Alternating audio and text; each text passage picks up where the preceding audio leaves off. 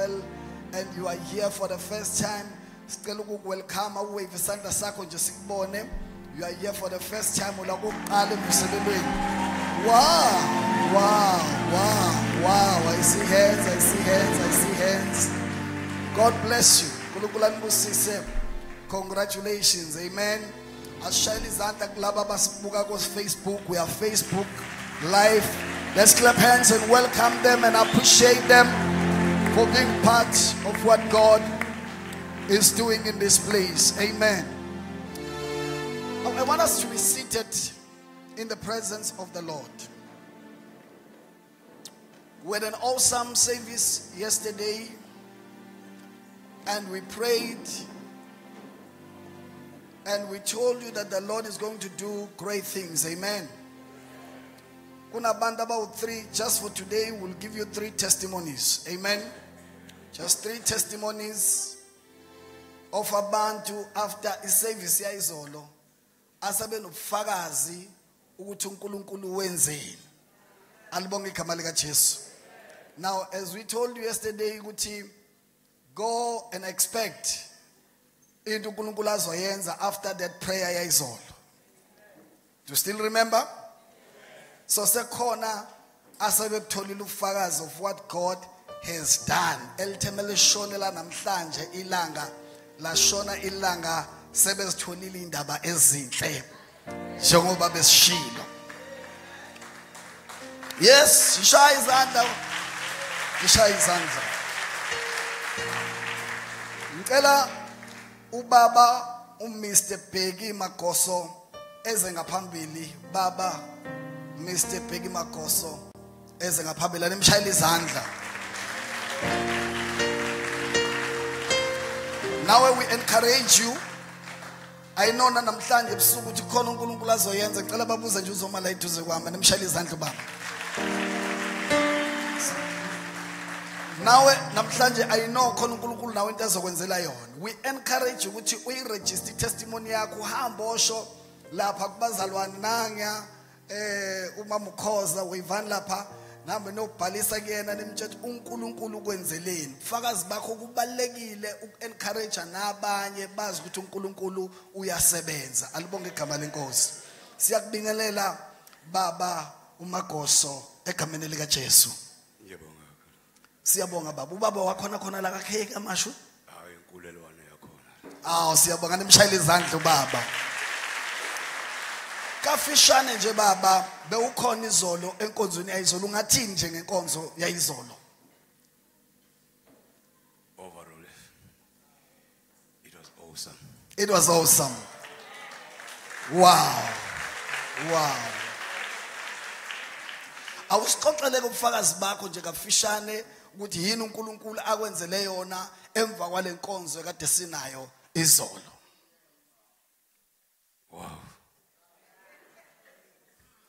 Wow. Angena umuntu omuhle phambi kobuso kaNkulunkulu.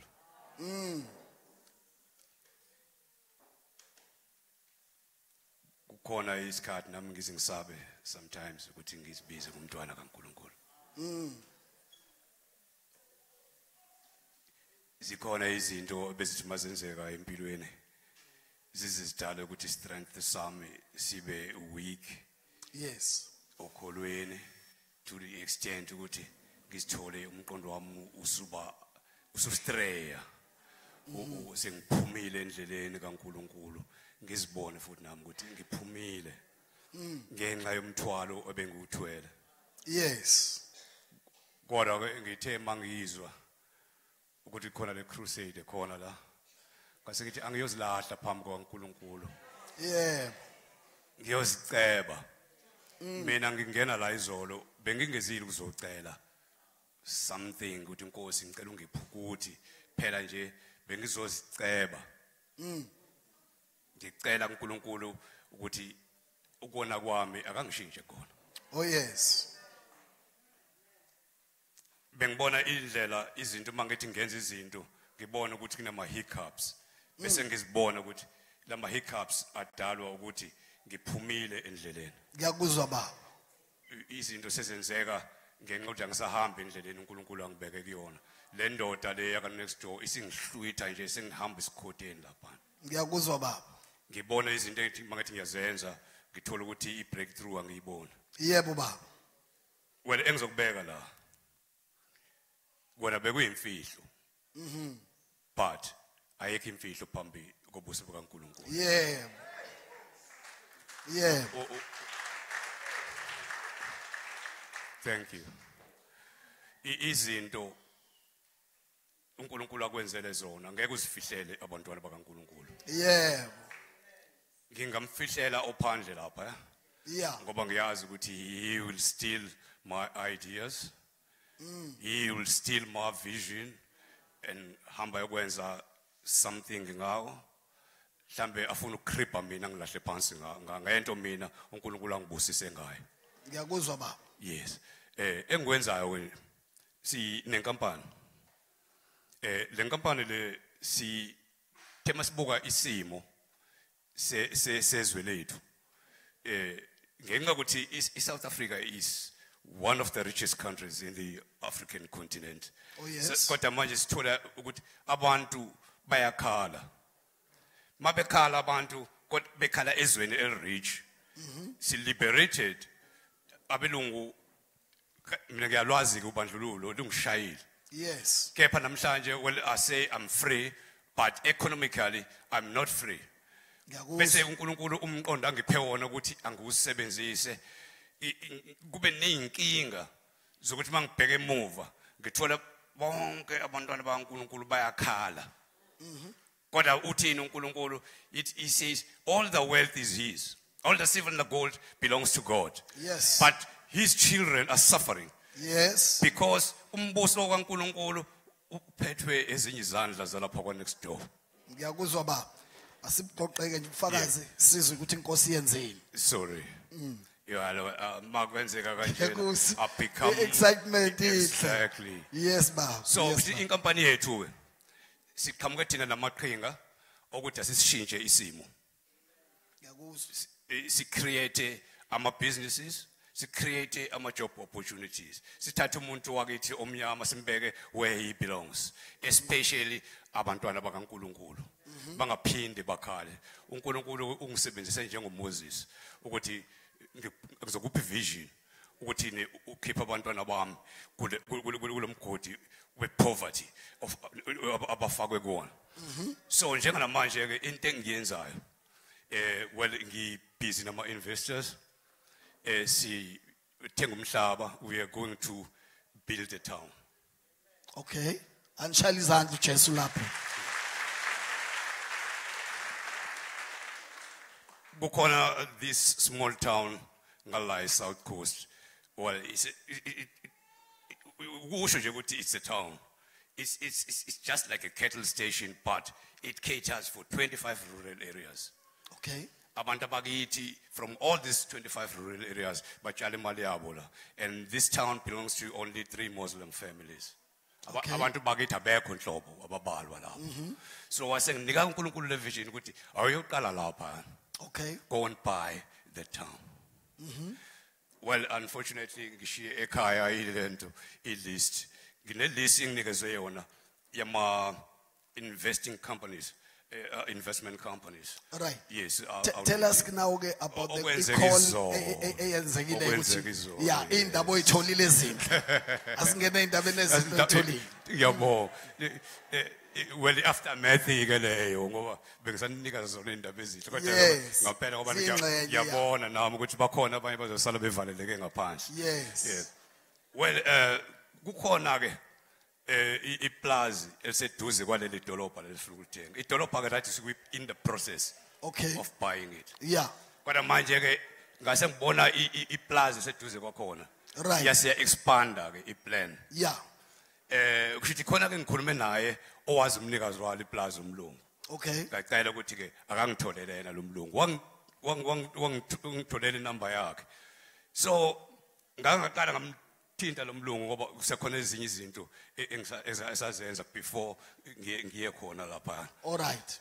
So njengoba ushilo izolo ukuthi some of us will receive phone calls. Yes. We said some of you will receive phone calls. Okay. I received a phone call. You received a phone call. Ithini phone call oyitholile namhlanje. A phone call, ithi lo owayengifunela inamba yalomlungu lo. Ushithi bese ilahlile inamba. Manje uyangithethisa. Ungibuza ukuthi ngimthintile nomlungu. Ngithe mangimtshela ukuthi akakamthinti lo mlungu ngalokho nalokho. Wasethi ngoba sengilahlile inamba nginike mina le number. Right. Uyena ke manje siyaqo ukukhuluma nalo mlungu on my behalf. Wow, uyokunegotiatela manje. To God be the glory. Amen. Lelo plus ke baba siyalrelease again egameni lika Jesu. Amen. Leyo call beyizovula umnyango. Uyamuzwa uNkulunkulu. Lo mnyango sewuvulekile baba. Hamba ulithatha lelo plus. uNkulunkulu loyo at work in your life. Siyabonga baba. Anishayela uJesu izandla. Shayela uJesu izandla. Nangu lihle Nxumalo unofakazi naye ureceive icall enendaba ezinhle. Woza lihle Nxumalo. Sithi abantu bazowathola ama calls. Woza sizoza ubufakazi bakho ngecall oyitholile. Siyakubingelela. Sanibonani bazalwane baba sawubona. Kunjani? Siyaphila nje. Siyabonga. Share your testimony sizwe ukuthi inkosi yenzeni. Okay. Kwabanye mhlambe it's not big. Nyuse but- kancane. Beka nje duzo kum. Oh. Yebo, bless you. Okay. Okay. Mhlambe abanye abazali bayazi ukuthi kuyi struggle ukutholela abantwana isikole esi-right endaweni e-right nani. So Yes. my daughter has been placed ku waiting list from January. But namhlanje kuseni u-admissions clerk uthi amafona la esikoleni they are down, but I can't wait ukuthi abe up ukuze ngufonele ukuthi your daughter has been accepted la esikoleni. Hallelujah. Esikoleni esi-right. Ekade kuyiphupho leni ukuthi afunde kusona. Wayithola indaba ezinhle. Ikholi yafika namhlanje. Wathi umntwana wamkeliwe for next year. Congratulations. Nikeza uNkulunkulu udumo. Mama usebenzile sibisi woza ngaphambili sizoza ufakazi bakho. Sithe abanye kade bengalala ebusuku behlushwa izinto bazolala. Nabo ufakazi bamama wozani nizozwa ukuthi uNkulunkulu awusisi kanti. Awusisi. Nxese sisi. Kusho uNkulunkulu uzoku-upgrade khona amaduze. Umkhwenyana uyeza ngegama lika Jesu. In the presence of God asidideke. When ungathi siyadideka ndise siyaprophetiswa. So the husband is coming. Ngiyabonga baba. Amen. Share your testimony ngenkonzo yayizolo. Ungathini ngenkonzo yayizolo? Bazalwane inkonzo izolo ingibusise kakhulu ngoba kuthe iqala inkonzo ubaba uthe shumayela kwakhona lento engizwayo angifuni uqaba kwazenzakalela and bazalwane sitheme sesikhulekelwa lana sakhulekelwa nje ngeza ukuthi okay siyakhulekelwa bengumuntu onamaphupho amabi and bengihlupha lamaphupho ngalendlela cause kuthe kulesibili ngike ngaphupha and la ngichokha namanje ngisadidekile engqondweni nami ukuthi kade inkosi kwenzakalani empilweni yami ngiphuphe umuntu engazuthi ufuna ukuyothwala ngami ngoba ephupheni ngimbonile uqedile ngomamncane wami khona umamncane ekhaya wambulala phambi kwami wamgenqa njena uthe meseza kumina wangihlaba lapha athi ngathola ukuthi ngiphunyuke. Okay, amaphupho nje maningi ngeke ngize ngwalande ngashona ilanga. But ubuthushwa amaphupho amabi. Ngihlushwa amaphupho amabi. Isikhathi esingakanani? Isikhathi eside. Angifuni uqamba manje isikhathi eside. But kuthe izolo and nginenkinga yokuthi uma ngilele uma ngivuka futhi ekseni ngivuka umzimba wami ubuhlungu ngaso sonke isikhathi. Yeah. Noma ngivakashile mhlambe nje bra. Yes, uvakashe bra. Ikandawo ke lapho. Okay. Yeah. Wozaka. Uyafana noma ngivakashile noma ngavakashile. Lento kusho ibihamba nawe lento yamaphupho amabi. Ayikhethi ukuthi ulele embedeni wakabani. Yeah. Okay. So baba na izolo ke ngiphuphe Lalelani bathandekayo. Woza. so izolo bazalwane ngithe ngilele ngaphupha kwavela iphupho empilweni yami elunomehluko. Yeah. But ngithe ngilele ngazuthi kunomuntu empilweni yami lokho engilandela lakho uyangikhulekisa. Kuthi mengikhulekisa kuvela ukukhanya. Ngithi mengishona ngalana kuthi mengikhulekisa kuvela ukukhanya. Bazalwane sonke ngiyambonga uNkulunkulu ngithi ngicela uNkulunkulu akuveze njalo ukukhanya ngoba sengizama indawo eziningi bazalwane ngizama ukuthi impilo yami iqhubekele phambili but imile. Now uvuka ekseni ke unjani ke namhlanje? Ekseni ngifuna uqamba amanga ngilalile bengumuntu ongalali ngivuke mhlambe ngivuke ngo6 ngavuka sengitatazela ngathi ngiyabonga uNkulunkulu ngoba vele ingane yami ayiye esikoleni kwageza mina ngihamba ngaye emsebenzini. Wavuka fresh. Ngavuka ngifresh nasemsebenzini ngasebenza wathi umama ayi unomdlandla ke namhlanje ngithi mina hayi namhlanje bengisenkonzweni kaBaba ngihlulekile okusho. Zulu. Ngalikhohlwa lelo gama. Zulu. Ngisho njalo ngithe bengisenkonzweni Zulu. Uzombona nje kulokhuzana ngoba ngiye ngikubone ku DS. Okay, ngibona kuma DS. Wow. Congratulations. We are happy for you. Kusukela namhlanje that visitation yokukhanya kusho kona ukuthi it's a new season over your life. Zonke izinto eziqindezele ebusuku sesithuthile zihambile. Njengoba uthi ulale kahle izolo for the first time emva kwesikhathi eside kuzoqhubeka ngoba uNkulunkulu has started to do something beautiful in your life. Congratulations. Ake shaya uJesu izandla. uNkulunkulu owenzele bona na uzokwenzela. Nikhona abathandekayo. Get ready now, you are going to testify soon. Abanye are going to get into zabo namhlanje and your life will never be the same again. Kunento engineshow ngayo engingayidoubt. Silanga ngoba sithunywe uNkulunkulu. Azili kuzokhuluma ingqondo yethu nokuhlakanipha kwethu. So lo osithumileyo uzoliconfirma izwi lakhe. Alibonge igama lika Jesu. Izwi lakhe alihambi lodwa, lihamba namandla okushintsha impilo zabantu. Ake nishayele uJesu izandla. I see the place is packed. To God be the glory. Moya kaNkulunkulu uyavunguza in this community. Bless the Lord. Amen. Bambo, God bless you, sir. Thank you so much. Thank you for loving us. We also love you. Uthe mebona ku Facebook ukuthi hayibo ziyenzeka. Wathi ayake ngomvakashela umfundisi. Amen. Nemshayela izandla. Amen. I also want to appreciate kunabantu engibabonayo esasinabo kasi and who are also here today. Kuimvuselelo besinayo kasi ngaleli yesonto abawave asasinabo kasi nabayana. Nkulunkulu anibusise.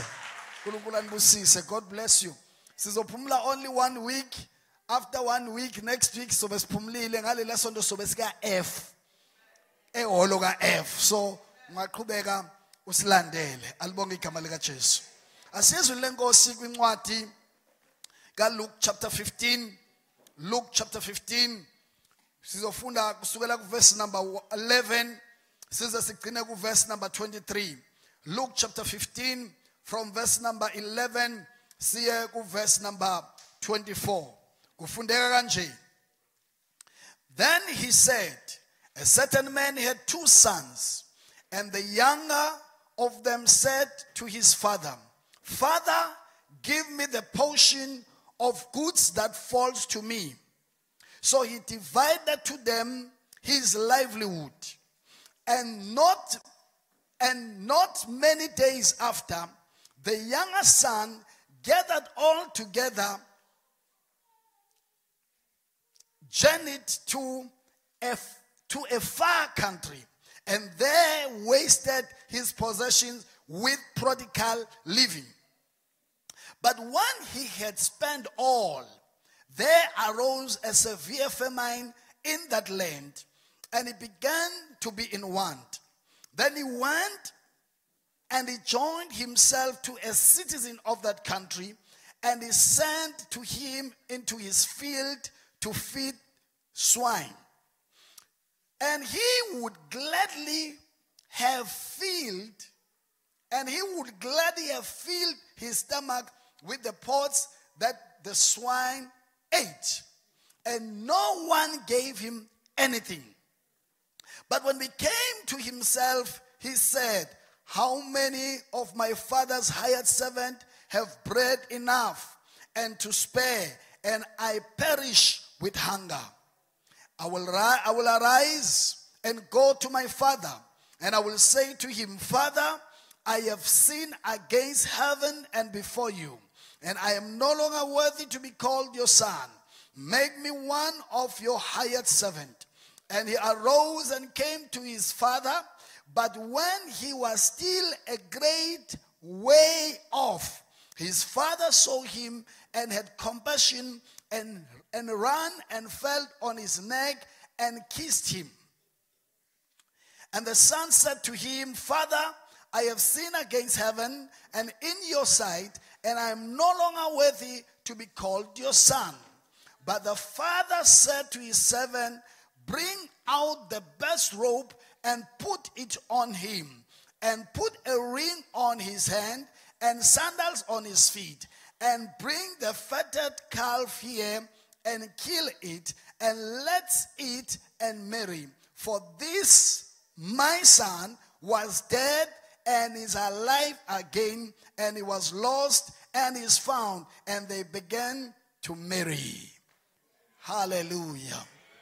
Father, we thank you that tonight we have something special for each and every one of us. Speak, Lord, to our hearts. Empower us. In Jesus' mighty name we pray. Let the people of God say amen. Namhlanje message yami ithi God the Father is still waiting for you. uNkulunkulu Baba usakulindile. God the Father is still waiting for you. Namhlanje sifunda ngestory abantu abaningi abasaziyo, sikhathi esiningi ekuthiwa indodana yolahleko, ngoba wathi ukuduka ekhaya wanyamalala kodwa wabuya. Alibonge igama lika Jesu. Wagcina ebuyile. Muhle umuntu oduka duke aphinda abuye. Alibonge igama lika Jesu. Lithi iBhayibheli lendodana mawufunda lesi story lesi umzekeliso le uJesu asinikeza wona. Abafana bawu2 laba ababezalwa kwifamily right ecebile, ubaba wabo waye right financially, enemfuyo enengcebo eningi ayenayo. So lithi iBhayibheli ke kwathi nje kungazelele indodana encane yaya kubaba yathi, baba ngicela unginike koyifa lami, unginikeze nje okuyifa lami. Lithi iBhayibheli ubaba wabo ke wayebese babiza bobabili, wanikeza indodana encane okohokwayo okuyifa lakhe emhlelele lona, wasenikeza futhi nendodana endala ifa layo. Alibonge igama lika Jesu. Lithi iBhayibheli ke emva kwensukwana sebenikeziwe amafa abo, le encane kwakuyiyona eqale udaba lokuthi ifuna ifa. Lithi iBhayibheli yabe ke seyicela ukuthi ithathe into zayo bese ivela ihlukana nobaba ihambe. Lithi iBhayibheli yahamba ke yaya ezweni elikude, which means waya kude nasekhaya, wangaziwa ukuthi ene ushone kuphi. Alibonge igama lika Jesu. Lithi izwi lenkosi yahamba ke le ndodana iphethe $1 ngelanguage yanamhlanje i-right iwubhuti madlisa. Alibonge igama lika Jesu. Lithi iBhayibheli yayisaphaza ingcebo yayo. Ngiyacabanga ukuthi yayithi mayibona abantu kubabonela abantu laba abasebenza efemini iminyaka eminingi bese bethola 800,000 noma imiliyoni nento, bacabanga le mali ayipheli. Athe mefika nise tavern athi niyadabukisa nihlezi kanje niphuza amanzi, athi hey gcwalisa itafula, ngcolisa amatafula. You see, now wenze njalo spend lavishly, you know, busisa abantu kuspendwa nje kwenziwa noma kanjani, kwenziwa amaphathi mawungacabanga spenda imali yayifa lakhe yena etshela ukuthi uyasijabulisa. Awunikhona nibazalwane. Lithi iBhayibheli ke kwahamba yaphela imali, ngoba umuntu uma izinto zakhona uvamise ukushintsha. futhi uma izinto seziphelile uyashintsha ngendlela ezahlukahlukene. Angani manikhona nibazalwane. Bese kuba khona abantu abaseduze kwakho ngoba usanezinto. Mawungasenazinto bahlehle eduze kwakho. Naye ke lo mfana kwathi uma izinto sezibheda bahlehle abangani bakhe ababedla imali yakhe bephuza imali yakhe bedla amaphathi akhe bahlehla bathe bese behlehlile lithi iBhayibheli kwafika indlala kulelo lizwe aye kulona elikude. Mayifika indlala kulelizwe leli lithi iBhayibheli wabe seya komunye womphakathi wakulenda wayifikele kuyona okubukeke ngathi waye right ngokwempilo ngoba kuzwakala ngathi le ndoda yayinemfuyo yeingulube. Alibonga igama lika Jesu. Mhlawumbe ngenze ukuthi nezinye izilwane zazikhona ayifuyile kodwa sizwe ukuthi lo wabe esesondela njengala eingulubeni. Alibonga igama lenkosi. Waqala manje wafida izingulube. Nikhona nibazalwane. Lithi iBhayibheli indlala eyimphethe lo mfana wayesefisa ngisho ukudla kwezingulube. Kodwa lithi iBhayibheli akekho amvumela ukuthi akudle. Ngiyacabanga ukuthi wathi emethu uyakusikaza noma emethu ukufaka kubhesene ethi ufuna ukungitshela kwathiwa wenzani. Wathi hayi kanje kwathiwa athatha ukudla kwengulube unikeze ingulube.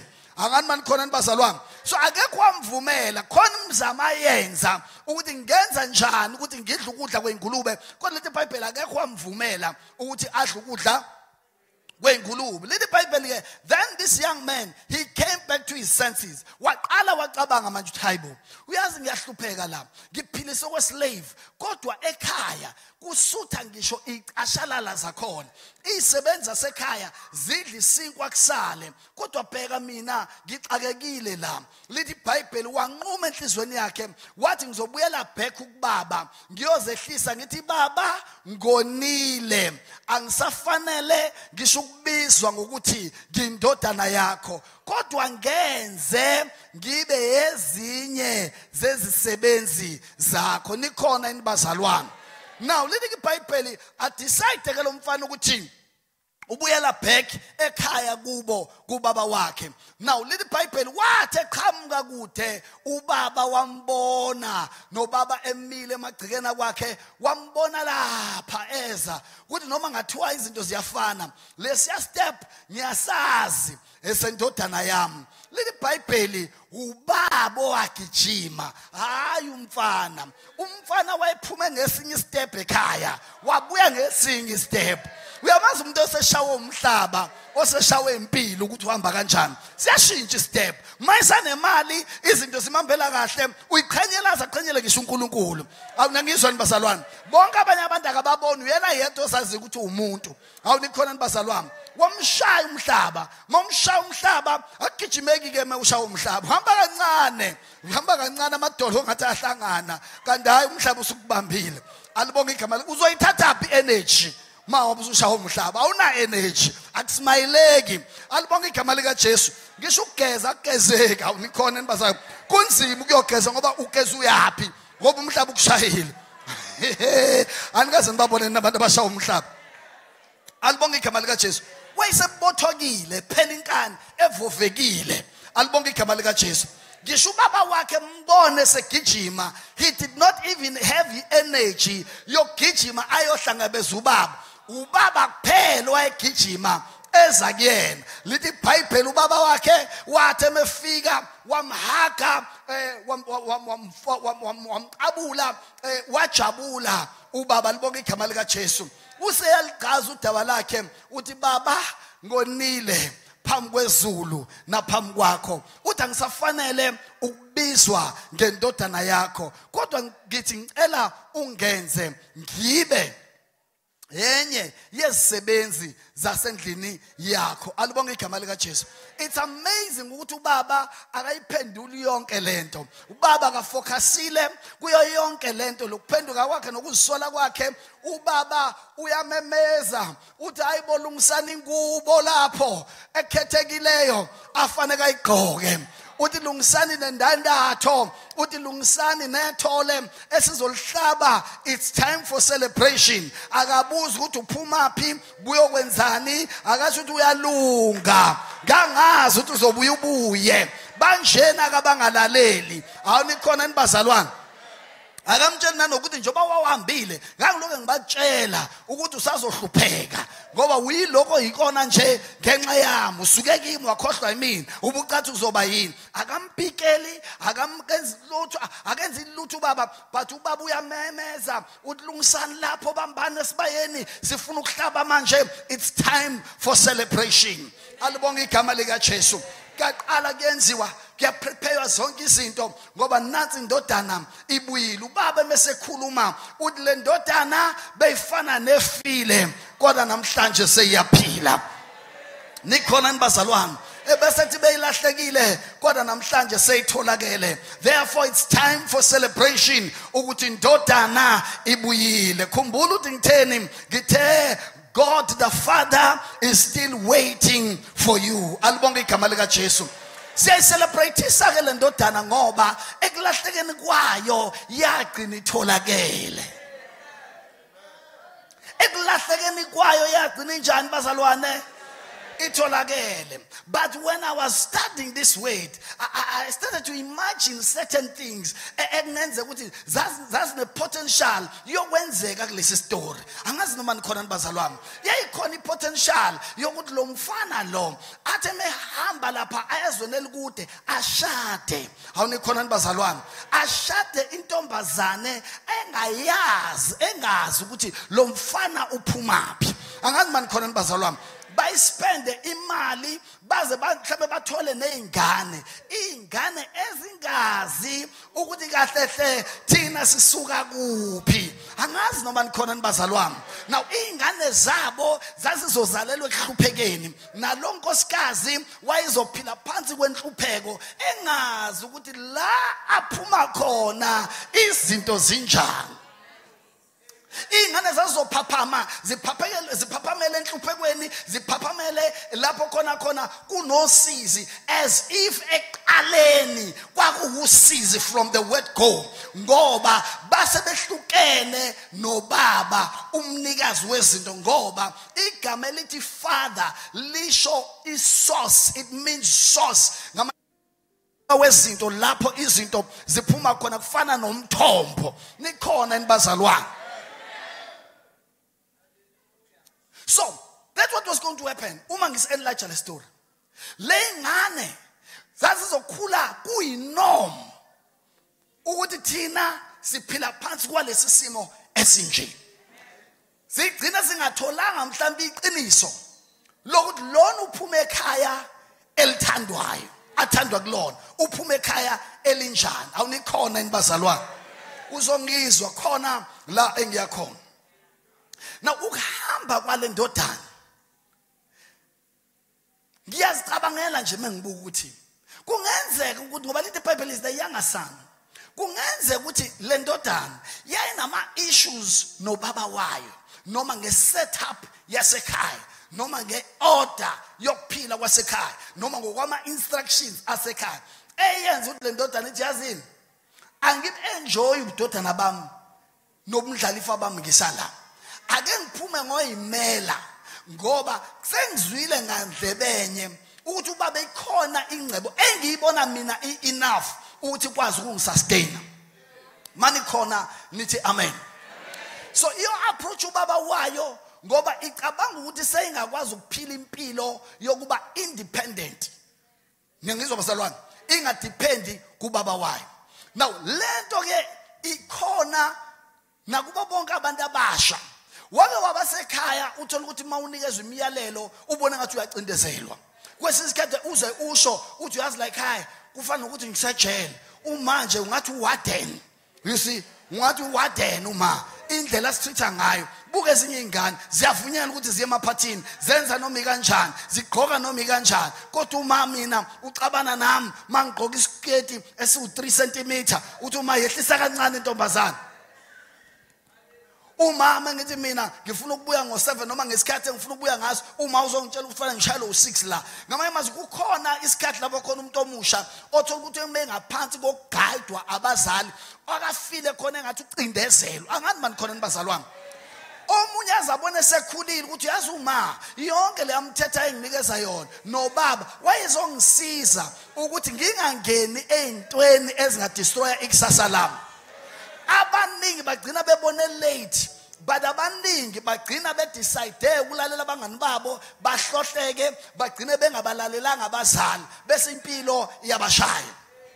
Noma baphile lo mpilo yale ndodana okulahleka ukuthi no, I've decided ukungamlalela uma no baba, ngizokwenza into efunwa yimi nenhliziyo yami ngoba ngangingekho ebusheni bakho, njengoba ungishayela imithetho nje ngangingekho ebusheni bakho. Angani mani khona nibazalwane. Now lalela ke mntaka baba, lalela mntaka baba.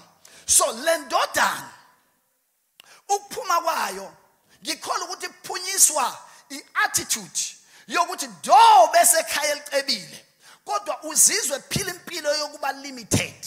Kanjani na?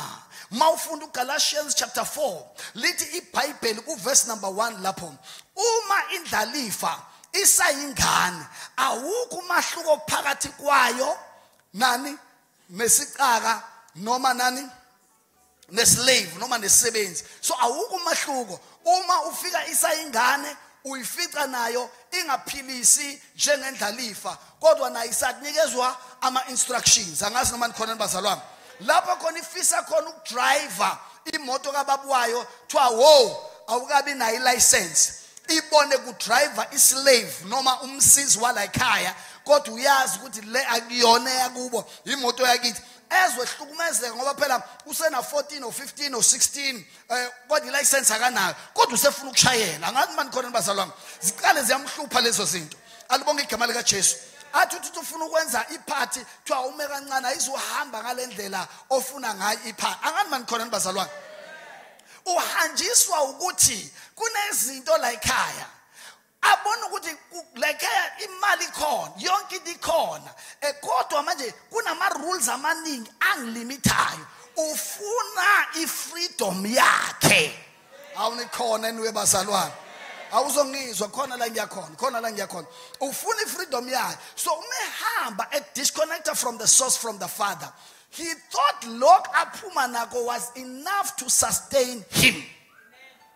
Little did he know ukuthi the moment usuka with source is supply iyaphela. So you need to always get connected to the source. Angani man khona nibazalwane wawababona abantu abafika emvuselelweni bathola imiracle bese beyabaleka bangasaconnect nesource. Awungangizwa nibazalwane, angithi usayitholile nje into ekade ayifuna, usesitholile isimangaliso, usekutho kodwa angasalandeli, uya disconnect nesource. Impilo ayikapheli, ama challenges asekhona. Get connected to the source, stay to the source, ungabaleki ngoba uSathane lokade kujaha still usazokufuna. He's still after you. Angangizwa nibazalwane. So ungahlehli ngenxa izinto zibukeka zisazinhle okwesikhashana, but get connected to God until you walk with him your whole life. Nikhona bazalwane. This man yahlukana. Mayihlukana zaphethe izinto empilweni. Mase ziphethe izinto empilweni, ngithanda nje lento yakhe ukuthi athi ngizobuyela kubaba. Ngithi baba ngonile. Lalela ke mzalwane wami, baningi abantu kulesi sithombe, kulesi story uJesu uzama ukusipha isithombe sikaNkulunkulu nabantu bakhe ukuthi urelate kanjani nabo. Ngesikhathi abantu bebona ngathi uNkulunkulu ba wastele isikhathi, akaba force ukuthi ngikhonzeni ngenkani, akaba force ukuthi lalelani imiyalo yami. uNkulunkulu akangisho lokhu. Though umfana wayebona ngathi imiyalo kaNkulunkulu noma imiyalo kaBaba wakhe izomcindezela. Lamanje baningi abantu abangakholwa ngoba becabanga ukuthi imiyalo yezwi kaNkulunkulu izobacindezela. Ngifuna ukuzokutshela lokhu. Awukho umyalo kaNkulunkulu awukhiphile ezwini lakhe ozokucindezela. Wonke umyalo kaNkulunkulu awukhiphile umyalo ozokuprotecta ekutheni ungangeni ezingozini ezogcina zikudalele istress. Ungacabanga noma umuphi umyalo kaNkulunkulu. Njoba abantu betshela ukuthi aba abstain, sex before marriage it's a sin. Wena noma ungabona ngathi uyapanishwa, but baningi abawu ignorile lo myalo. Bahamba mhlambe belala la bafuna ukulala khona. Abanye babuya nezifo, abanye bakhuleliswa, mase bekhuleliswe ingane zaphikwa, zangondliwa lezo ingane, namhlanje bagijima inkantolo befuna ukuyobopha baba beingane, mhlambe nobaba wengane wayiphika ingane, le ngane seyumthwalo kuwena, sewudisturbeke nasesikoleni, imali efana ngabe isiza wena ekhaya ukuthi uqhubeke nezifundo, kuthiwa ngeke sisakwazi ukukusiza. Ubani osenkingeni wena, umyalo ubuzokusiza ukuthi ungagcina une stress unnecessary, uzuluze ngisho ifuture yakho yasemhlabeni khona yini. Makuthiwa ngadakwa iwani kodwa gqoliswani ngomoya engcwele, wena ubona abangani bakho bedakwa bese ubona ngathi uyalitshaziswa. Makuthiwa ungadakwa bese uyaqhubeka wena udakwe uphuze nabangani bakho, ugcina abanye bagcina befe before time, bagcina sebekulimazene nabo abangani babo, abanye through ama car accident, abanye bavele babange utshwala noma babange iluzi sebedakiwe, bagwazane kalula afa umuntu before time ngenxa yomyalo nje ignorile. Makuthiwa ungadakwa iwayini kodwa gcwaliswa ngomoya engcwele. Angazi mani khona nibazalwane, kuba khona umyalo othi yazisa uyihlo nonyoko izinsuku zakho zenze njani zande emhlabeni. Umbona umuntu edelela uma wakhe eqobusana noma wakhe, kungabi indaba zalutho ngoba uyiqhele uyakwazi ukukhuluma. Angani mani ngizwe nibazalwane, akwazi ukumgive uma wakhe ambeke endaweni yakhe. Angani mani khona nibazalwane, azathi nje ngimtshelile uma ngimtshele zakhe ngikhathele uyena, alibonge igama lika Jesu, azayincome athi uyabona empilweni izinto zibe mnyama, uya-applya izinto azihlangani, uthi kunamabhadi kushona ngala, nabafana bonke abamthembisa uthando badlala ngaye bamhlukumeze, agcine esewumthwalo in the family. Umuntu njalo lo oweqe umyalo kaNkulunkulu ngoba eyitshela ukuthi umyalo kaNkulunkulu uzomrobha. Awu ngiyakhuluma bakwethu. Sithi siyayimema intombazane sithi woza kuJesu. Athi mecabanga nje ngoJesu athi mina sengisonta impilo imnandi kanje ngoba ucabanga ukuthi le yampilo imnandi. Ngihlala ngisho la ngithi na impilo without Christ ufana nomuntu oncela lento ekuthiwa idamu. Idamu ligcwele umoya linalutho, ayikho ingcenge edamini. Udinga ingcenge itholakala kuKristu, ngoba yena uyindlela neqiniso nokuphila. So mawungakabi kuKristu, ukuphila kwakho it's an empty life. Lithi incwadi yesambulo negama lokuthi uyaphila kodwa ufile. Though when uzibona ngaphandle uphila, kodwa on the inside there is emptiness, there is void on the inside, there is no life. That is why laba bantu abanjalo ukuze babe happy badinga isavana, ukuze babe happy badinga umusic ozobadansisa ubagxumise, noma ngathi uyayikhalisa kahle iredio bafuna ukuyishaya kuze kunyakaza amawindi ngoba une void on the inside. Angazi noma ngizwe nibazalwa, injabulo yakhe yakhiwa izinto, akakwazi ngisho ukuhlala yedwa ekhaya. Ubuza abantu ukuthi ngeweekend sobe sikuphi ngoba ngibone ngathi akwenzeki lutho ngoba uyabhoreka yedwa, akakwazi ukuhlala naye.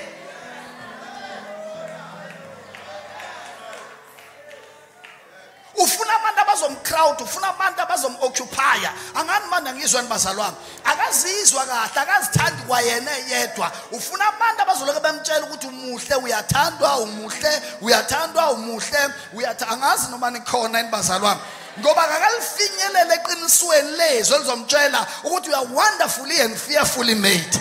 Nikhona nibazalwane, azakhohliseka ahlukumezeke empilweni ngenxa yokuthi akana confidence ukuthi is wonderfully and fearfully made by God himself. So uthando ne confirmation yokuthi muhle uzodependa kubantu azohlangana nabo emgaqweni, kanti bamtshelela ukuthi bamuse, yena uyitshela ukuthi ngoba ethandwa. Uthandwa kanjani usafaka uyimpama?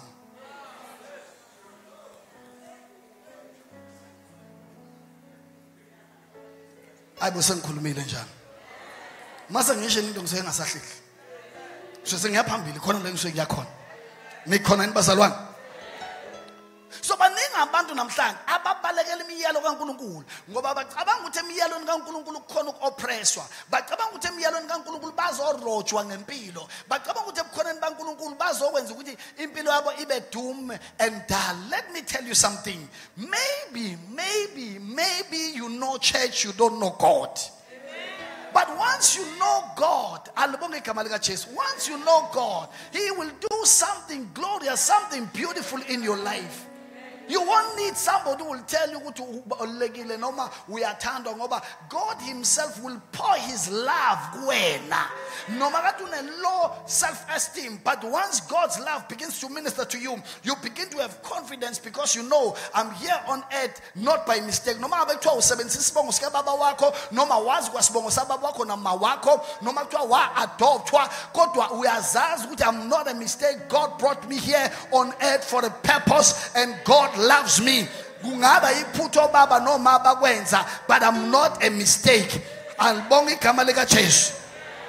Because God will begin to give you identity. God will begin to place a value and begin to see how important you are empilweni khona enibazalwane. So le ndodana ke yahamba njengabantu abaningi namhlanje ababaleka uNkulunkulu, abanye bethu, abazali bethu nokhokho bethu abagcinanga bebuyela uNkulunkulu, bazalela kude ezweni elikude nesource uNkulunkulu, ezweni elikude nobaba uNkulunkulu. Angazi noma nikhona sakhula singane ezingamazi uNkulunkulu, sakhula singawazi amandla nobukhulu bukaThixo. Angani manikhona nibazalwane, ngoba sazalelwa abazazalwa abazali vesi abakude abasezweni elikude noNkulunkulu. Angazi noma nikhona yini. As a result, you don't know that there is a God. Alibonga igama lika Jesu. Okuthatha wena njengo wakhe, who is the Father. Athu Jesu manithandaza nothi baba wethu osezulwini. Angani manikhona nibazalwane. Today we are living like somebody who does not have a father, yet you have a father who loves you. You have a father who cares for you. You have a father who's waiting for you. You have a father othi woza kimi wena okhathele nosindwayo mina ngizokuphumuza. Angani manikhona nibazalwane. You have a father othi noma sewuphelile wena kodwa mina ngiphelile, noma wena ungasayibona ivalue yokuphila kodwa mina ngisayibona ivalue kuwena, noma wena uyibona ungaselutho kodwa mina ikhona into engiyibonayo kuwe.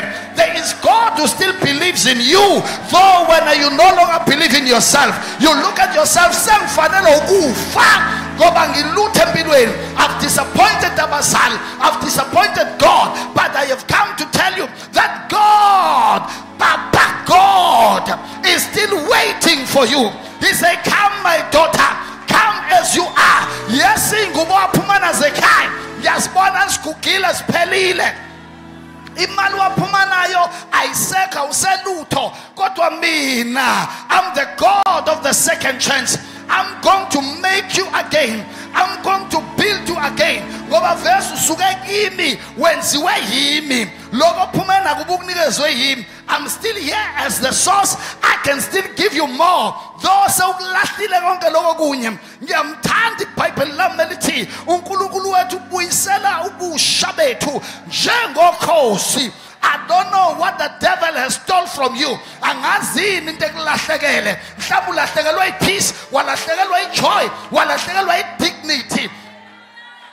Ngenxa yezinto ezenzekile empilweni yakho, mhlawumbe kunye kuba ama mistakes akho, but I have come to tell you that God's mercy can rewrite your life.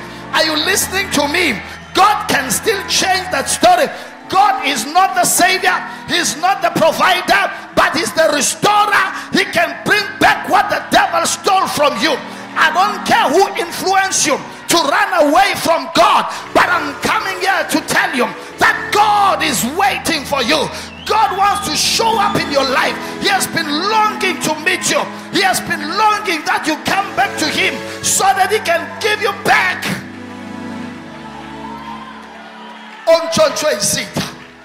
God is still waiting for you. I don't know what you are waiting for. Your friends have disappointed you.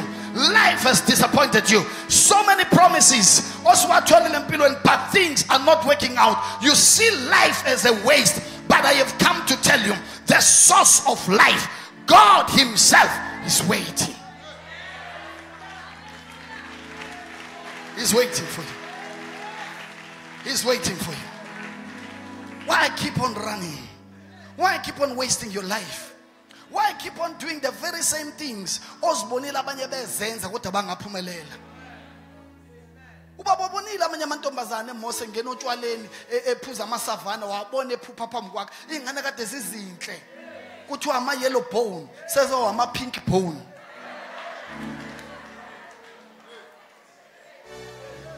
Bonile ngathi abantu ziyi-waste impilo yabo. Kade zizinhle ingane uzibona lengane ine potential yokuba udokotela, ine potential yokuba yilawyer, ine potential yokuba yilokho nalokho. Why waste impilo yakhe ngenxa ye-connection yabangani because efuna ukuplease abangani bakhe. But you still follow in the very same trap. Ubabonile osisi bakho bekhohliswa left and right bakhuleliswa bashiwa kanjalo, but they are still following the same thing. Uyalazi wena usize lokukhula without the father. But still usahamba uyiphonsa everywhere. Uzothola ingane engeke izibe nobaba ozomnakekela. Lo buhlungu obuzwayo wena ufuna nezakhe ingane zibuswe. Why follow the same route abanye abayihambe kuyona kodwa izinto zangabalungela? Why can't you change a different route? Uthatha indlela ebukeka ibula emehlweni abantu. Kodwa isiphetho sayo siwukuphila. Why uthatha le route le elithi iBhayibheli ibukeka yinhle emehlweni omuntu kanti isiphetho sayo ukufa? Kunezinye izinto efuna ukuthi usebenze common sense.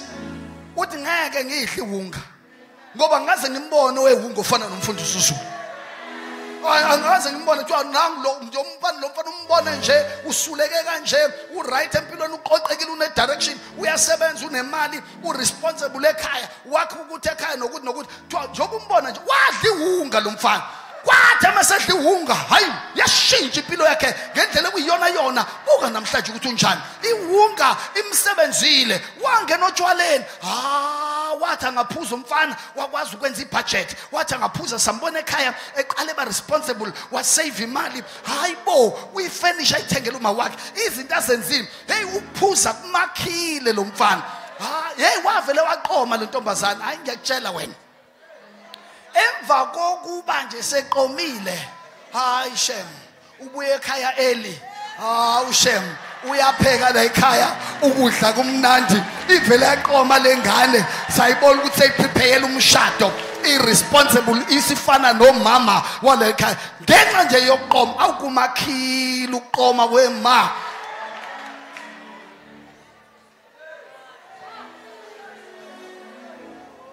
Hayibona ngizwa yini awutshela umakhelwane uzokhuluma nobaba.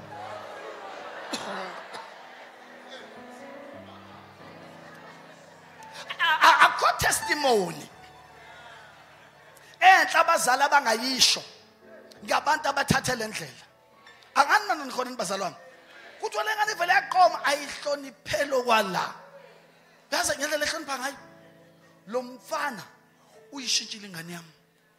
Shintshile lo mfana ingane yami. Kodwa umuntu uyasondela kuthiwa hey seloke eqomile. Hayi phuma ngamawindi akasabona.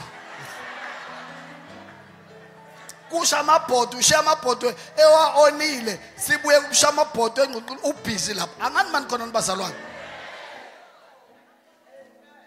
When you give your life to the devil, he will waste your life. He will destroy your life, and he will not just destroy your eternal life. Destroy as a destroying shiksasa lakho la emhlabeni. Kunabantu abasosiza ngalendlela ukuthi kwa future yala emhlabeni. Njengoba impilo thina sithi mnandi sithi masivuka ekuseni sithi this is the day that the Lord has made and we will rejoice and be glad in it. No, bona mebevuka bathi kaze lizoshona namhlanje sekwenzekeni. Ngoba umhlaba uyahlaba kubona. Angani mani khona nibazalwane bami ngoba mawuphila impilo mawuphila ezweni elikude nobaba noma ngahamba kahle namhlanje kodwa ukuthi kufika izinsuku zokuxakeka ungazi uzoshonaphi. Yingakho sithi mase sibabambile bafisa ukuzibulala bathatha ibhambu bayilengise baze baqalise ngisho usuku abazalwa ngalo ngoba mawuphila kude nobaba kufika izikhathi lapho khona othola ukuthi awazi ukuthi wenze njani. Awulikhona inibazalwane. Base ngimthanda uDavide owayiphila eduze noNkulunkulu owayengeke ezweni elikude when it comes to God. Athi my help comes from the Lord. Ngoba noxakeka kuyafika noma usukholo. Kodwa into emnandi awunikhona yini? Into emnandi unomsizi. Nikhona inibazalwane. Azathi umhlabeleli sinomhlobo owuJesu. Athi uyasiza ngeqiniso. Into emnandi ukuthi ngosuku losizi sinomthwaleli wenkinga zethu. Ngoba lithi iBhayibheli, cast all your cares unto him for he cares for you. Phonsani yonke imithwalo yenu kuye ngoba yena uyanikhathalela. Yilonto ke mnandi yenza ukuthi noma singadlula kwisituation ethi ayifane neyakho kodwa thina siyadabula emalangambini omlilo ngoba uthela uNkulunkulu lapho khona singene emanzini amaningi. Wathi asiyumuka, wathi lapho udabula emlilweni, wathi ayukusha. Sibonga ukuthi sinalo uNkulunkulu ongena nathi lapho khona angena nathi aphume nathi lapho khona kuthiwa akuphunywa khona. Awubangizwa abantu. Mehluko loyo. Thina sicabanga uzibulala. Kodwa zithi mesifika inkinga sithi baba sibonga ukuthi umthwali. Amahlobo ekho makhulu enough ukuyithwala lenkinga yethu. Ngenxa ukuthi yasinda baba lesishelela kuwena siphonsela kuwena. Bese uyasibona sihamba si stress free ngoba sinomuntu osithwalela inkinga zethu.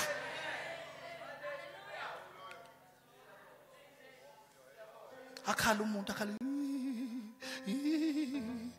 inda uthemba wenze bengimthemba leli bengimthemba ngayo uthemba ungilile inkinga yakhe leyo.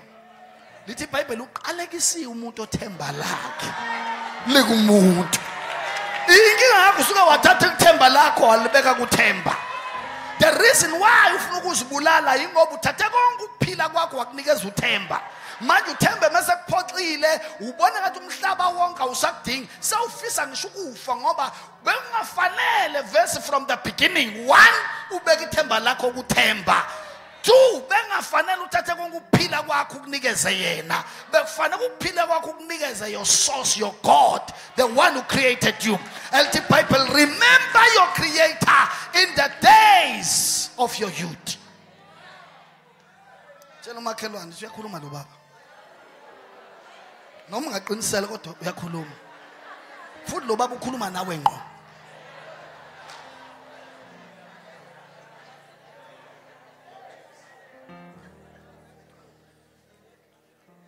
Yabona lo mfana esifunda ngaye la.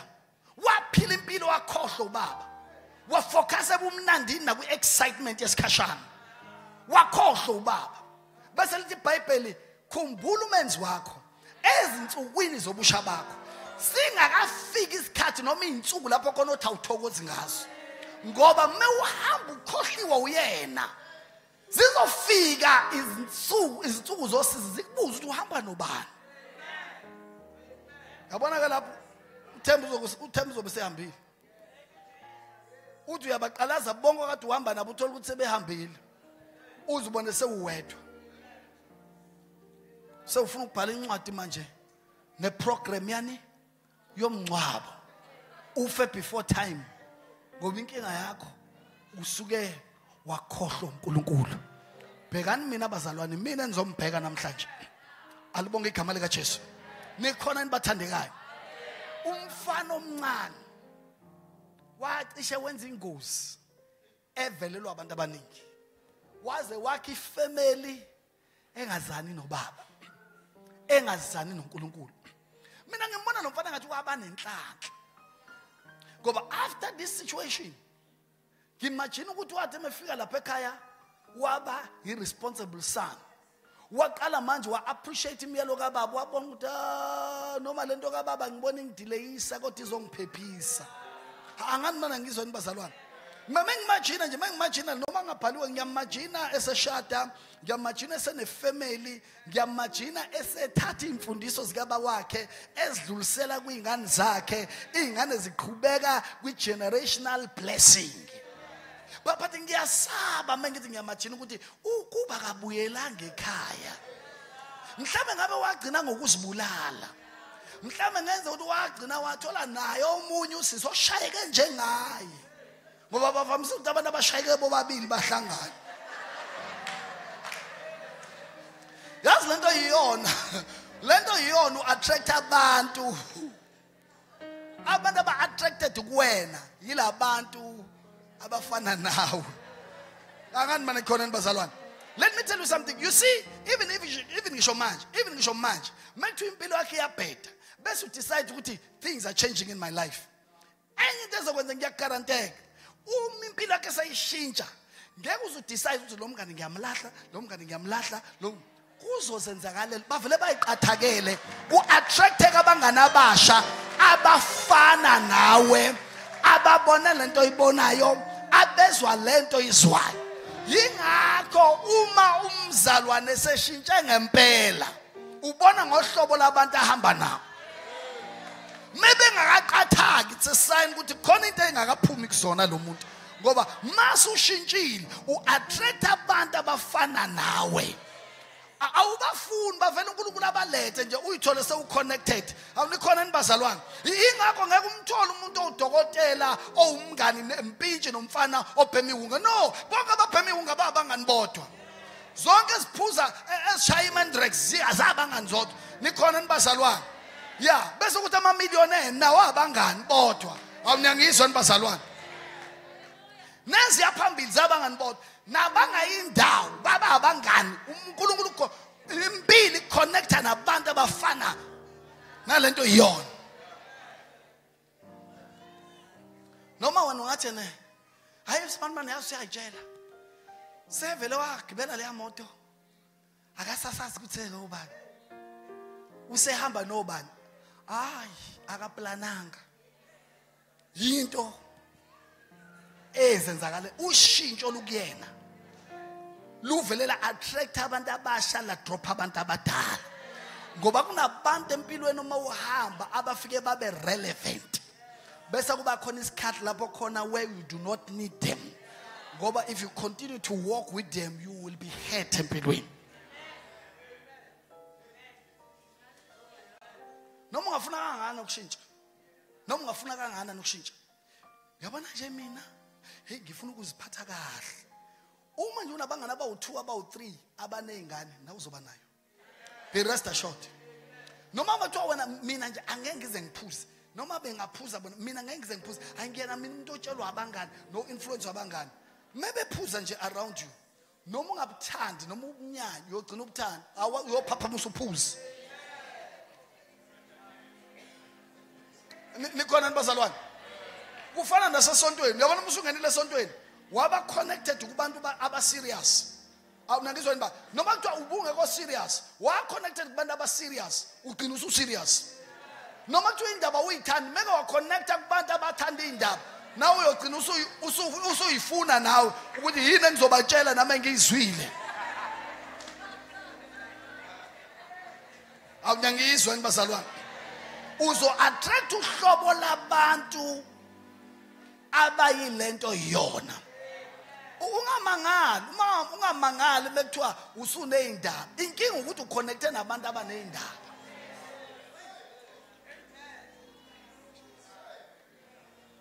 angaze mina ngimbone umuntu oyinono omngani nenuku inono nje lihlangana nelinye inono inuku zwana nelinye inuku isimple lo wacheka abangani bakho baphatha cellphone efana neyakho mawona abangani abaphethe ama cellphone abhedayo neyakho noma di right izodrop ugcina isiphethe umuntu osethuze kwakho khona into akuthelela ngayo ingakho uma uwise uhlala uhambe nabantu bacheck ukuthi zisharp lo uvisit kwenze njani ngoba kunabantu abangakulibazisa empilweni ngoba uhamba nabantu abarongi wenza izinto ezingakulimaza empilweni kanti ngenxa ukuthi uhamba nabantu abarongi abantu abarongi bayahlupha ngoba bayashesha ukudropa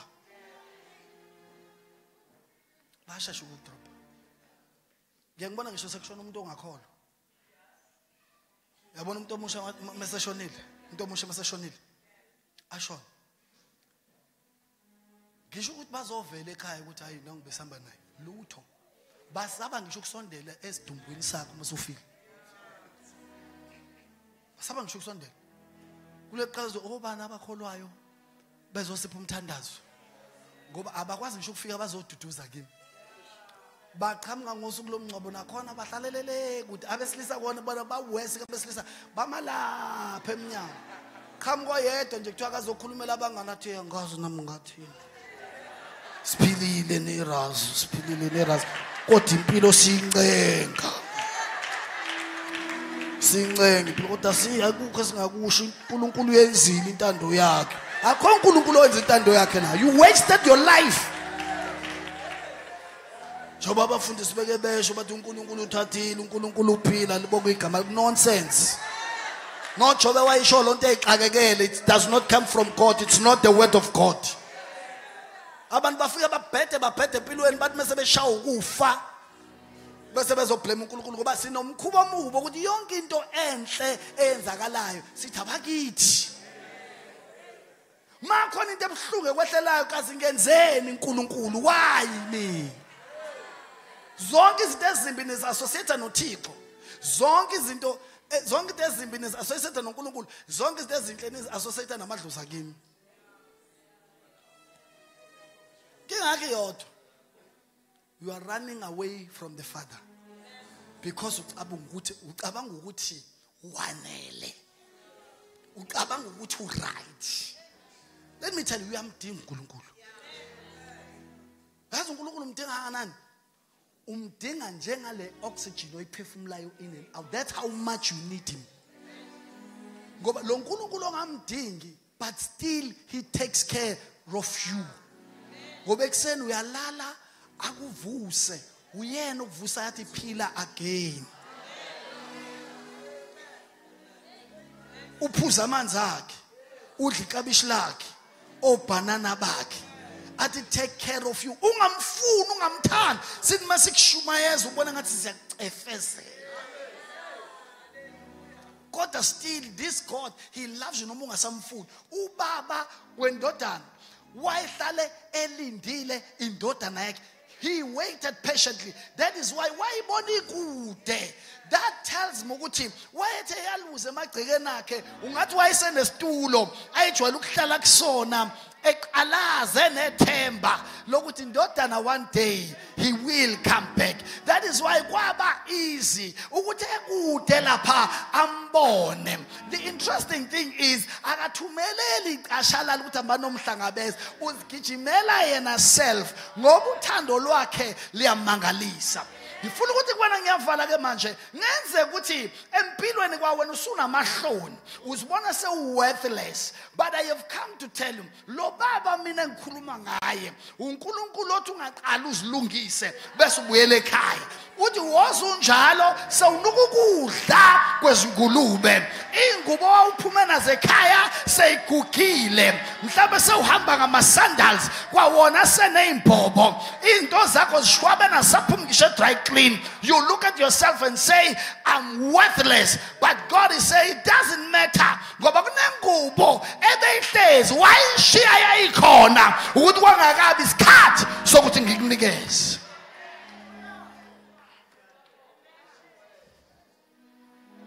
Kwangakabi isikhathi sokuthi ngikunikeze. Into yamambisa umngane. Uyazi nasekholweni abantu ababackslide abebuyele emuva babuyiselwe emuva nje ungane ubungane ungakhuli ngoba uma ungakhulile ufuna izinto kungakabi isikhathi ukuthi ube nazo wena usukubona sekuyisikhathi kodwa athi uNkulunkulu emekubuka kubona ukuthi it's not the right time. Uyabona uma unikeza ingane ena 15 imoto though ngokwamama sela seyidevelopekile but ayikakabi matured enough ukhandlisha imoto. So uma ihamba ekhaya ngoba inganikezwe imoto ayazi ukuthi unganikezwe imoto bekusindiswa wena ngoba ubuzoyidriver ngokungabi responsible ngoba ukabi matured enough. Ulibona ngani ikholwa ukuthi lisawubhebi? Angazi manje khona bazalwane. Ake nikhumbule ukuthi utheni uGalatians chapter 4 uthe uma ngabe indlalifa isayingane awukho umehluko phakathi kwayo neslave. Now kuyenze kumzalwane azizwe engathi uyislave, azizwe engathi aka-enjoy impilo, azizwe umzalwane engathi uNkulunkulu akambusisa akamphakamisi. Kanti kwesinye isikhathi it has nothing to do nokuthi uNkulunkulu akamhlelele ukuthi ambusise. Inkinga ukuthi lezi zinto azifunayo akakabi matured ukuzihandlisha. Ubabona ngani abantu abawobhebi bacomplaina too much, babuza imibuzo eminingi too much. A very good example of people who are spiritual babies. Hamba ofunda incwadi yama-Numbers ucheck abantwana baka-Israel how they were relating to God. Babehlala benembuzo njalo beshaya itoyitoyi beshayela uNkulunkulu, sifuna inyama, sifuna imana, sesikhathele imana manje, sesifuna manje inyama. Hayi manje sikhathele sesifuna uanyanyisi baseGibhithe. Hey Moses usikhiphela, wazosikhipela ukuthi sizofa la. Hey sifuna ubuyele emuva thina. Bahlale becomplaina bacabanga ukuthi la abaphuma khona kungcono nalaba khona. Oh baby ke labo kodwa lezi ezikhulile awunyangizwa nibazalwane sezifinyelele kwi-level lapho khona ezimethemba khona uNkulunkulu, azisahambi ngokubona kodwa zihamba ngokukholwa.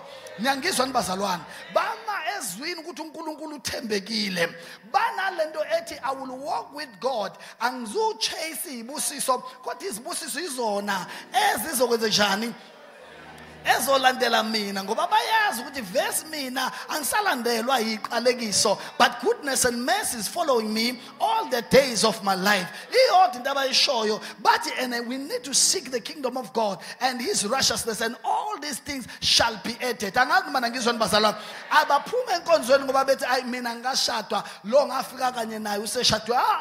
Abasho ukuthi mina ngawuthola umsebenzi, mina ngayithola imoto, mina ngayithola ipromotion. Lezo zinto lezo kubona bathi no, mina I live far above. All what I know, I love God and God loves me. Because he loves me, I'm not thinking ukuthi khona into angangigodlela yona. Wanginikeza uChrist so izinto zami ngiyazi. I'm confident ukuthi zizong over masters figure, they are going to overtake me. Bayangizwa abantu.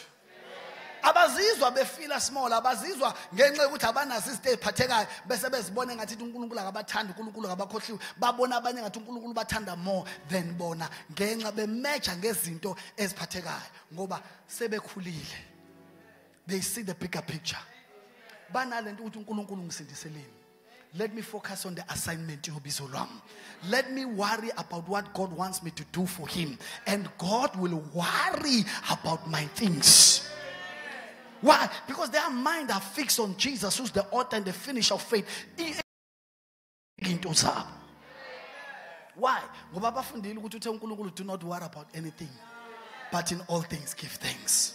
So what they do, they focus in building their relationship with God to the point ngoba baya understand ukuthi uthe uJesu uma nihlala ezwini lami nangizwa manhlala umamazwi wami ehlala kini nami ngihlala kini niyocela noma beyini enifisayo niyonzela. So they concentrate with no, I need to stick to the word of God, I need to hang on the word of God. Ngidinga ukuhlala ezwini ngivumela uNkulunkulu ahlale kimi nami ngihlale kuye. They are cultivating a relationship yabo noNkulunkulu to the point ukuthi ma sebethi baba ngifisa ukuthi athi uNkulunkulu now you are matured ngoba uqale ngezinto zokuqala. Mhlambe nina nazi mina sengangabona abantu bedakwa isibusiso, simdakwe umuntu isibusiso azaphume endlini kaJehova, azakhohle umuntu ukuthi hayibo lezi zinto ngazithola endlini kaNkulunkulu. I've seen people obona ukuthi lo muntu uyitholile lento kodwa ungathi uyithole ebengakakheki kahle, abe indodana yolahleko. Don't wait for that season. Don't wait for that season. Sengiyavala namhlanje cela ukuthandaza nawe. The Father still waiting, still waiting. Ungasabi namahloni manje, yazi ungabe namahloni ngoba uJesu Yingoba uJesu uyithambisile inhliziyo kaBaba ngawe. Ubaba wayengahlezi namaqhubu. Ubaba akafikanga wathi uphuma phi this and that. No. He welcomed the son. Because the son, though he was far away, but he was close in the heart of the Father. Wayesenhlizweni kaBaba nawe uNkulunkulu ucabanga ngawe. Ebesethe, I know the plans I have for you. Athi plans to prosper you, no, not to harm you. Close your eyes. Mawuthi Pastor MM Zulu, pray with me. I'm coming back to the Father. I'm coming back to the Father. I'm coming back to the Father. I'm coming back to the Father. There are so many things as in Hetile. There are so many things as in disappointing. Pamsa the Sakula Kono, Fructandas are now. Pamsa the Sakunga Sab. Pamsa the Sakunga Sab. Fructandas are now a match. Pamsa the Sakunga Sab. Ushers help them to come in the front. Help them to come in the front. Suman line corner. Nenga Sab and Suman line corner. Suman line corner. Nisenga Pambin. Suman Tabella Kakusa, Tabella Kakusa, Tabella Kakus. Cesano Kakusa, Tabella, and niggas in microphone. Jesus Christ is Lord. Basindi Swabantu Nababes, Nababes, Nababes, Nababes. Congratulations, congratulations. Nababes, Nababantubes, Nababantubes. Nabobama, Nabobaba, Nasis Funo, mighty Jesus. How are you? Good to see you. Good to see you. Congratulations. Congratulations. Congratulations. Congratulations. Congratulations. Congratulations.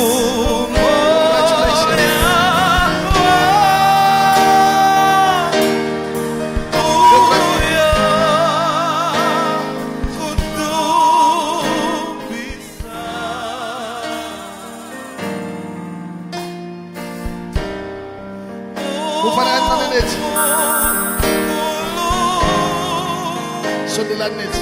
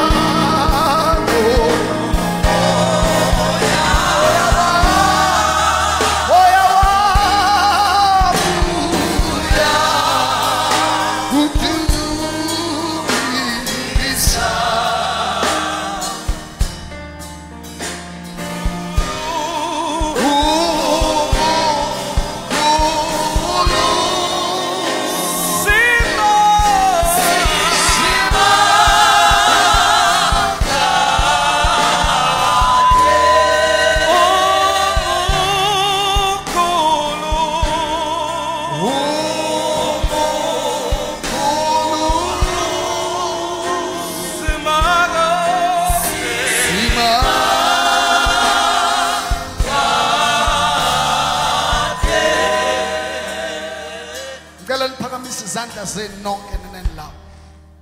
Phakamisani izandla zenu. Phakamisani izandla zenu. Ibandla lulela izandla phezu kwabo towards them. Nisho lomthandazo. Emva kwami kusuka ekujuleni kwenhliziyo yakho. Nithi Baba wethu osezulwini. Siyabonga namhlanje. Ukuthola ithuba lokuba sizwe izwi lakho phambi kwalabantu naphambi kwezulu. Siyamamkela uJesu ukuthi abe inkosi nomsindisi wempilo yethu.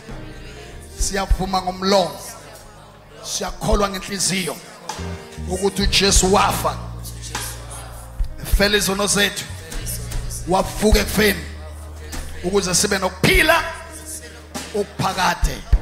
Ngakho namhlanje siyamkela ukuthethelelwa kwezono zethu nokwesulwa kwamacala ethu. Siyamkela ukuphila okuphakade. Sithi namhlanje siyenziwa izidalwa ezintsha in Jesus name. Amen. Anshalo Jesu izandla. Anshalo Jesu izandla. Anshalo Jesu izandla. In Jesus name. Before Giba release, I want to pray for the sick. If you are here and you are sick, ngicela uphakamise isandla sakho la ukhona. You are here, you are sick. You need God to do a miracle for you. Ngicela nizongimela la. Ngicela nizongimela la. La baba kula. Okay, miyeka lo right la.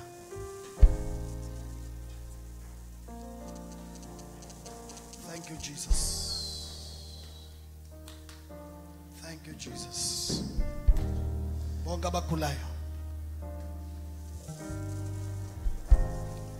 Angels of God, you are at work in this place. Ngicela nina eninikele kuJesu eningaguli, ngicela nilandele lo sisi.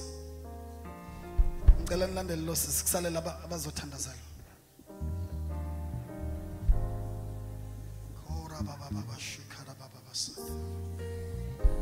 Kendara baguza grata mashikata baya. Kos bonakalisa amandla akho. Kos bonakalisa amandla akho. Phakamisani izandla zenu. Noma ngabe ukuphi ukugula okukuhluphayo.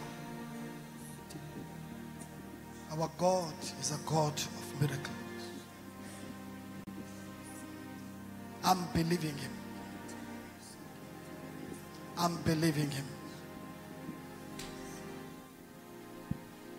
Begin to pray that God will touch you.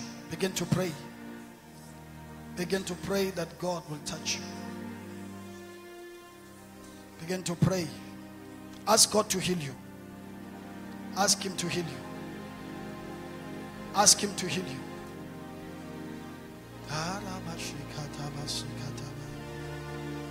Zibaya kramandala bashikata baya. Zukata maya darabasikata baya. Zukata baya. Zibarabasikata baya galabushata bayika. Zibakama ye karabasikata baya. Dore mashi karabazo kata baba babasiya. Zura ra ra ra ra ra ra ra ba ba ba ba ba ba ba ba ba ya. Zikara mashandara basikata baya. Zira ra ra ba ba ba sukata mahikata la baya.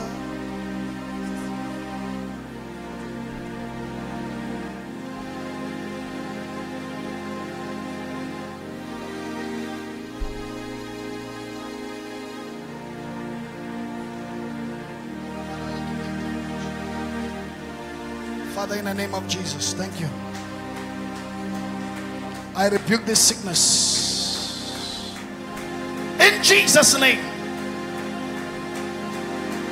Moya ugopa, yakbopa in the name of Jesus. Come out from here, Jesus' name. Amen. You are healed, Jesus' name.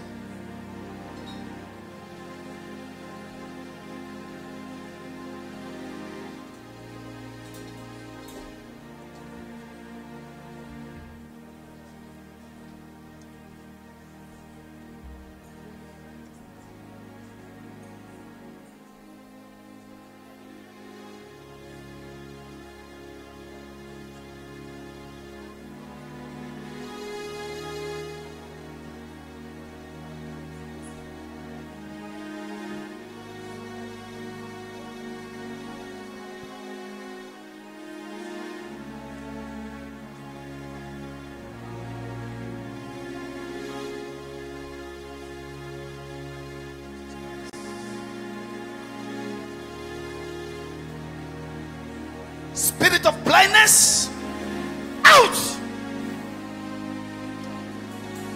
I command your eyes to be open clearly. I command you to see in the name of Jesus.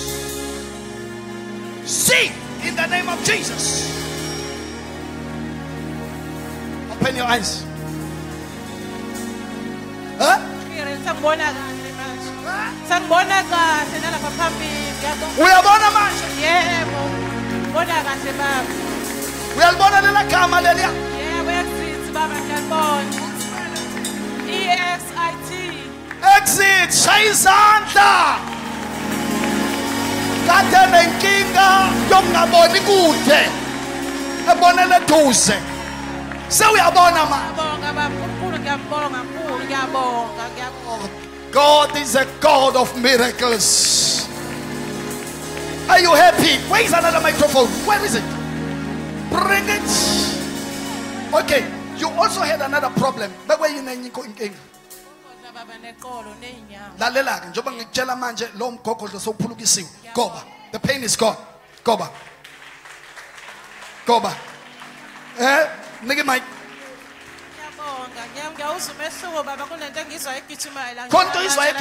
That's the power of God at work. Jesus.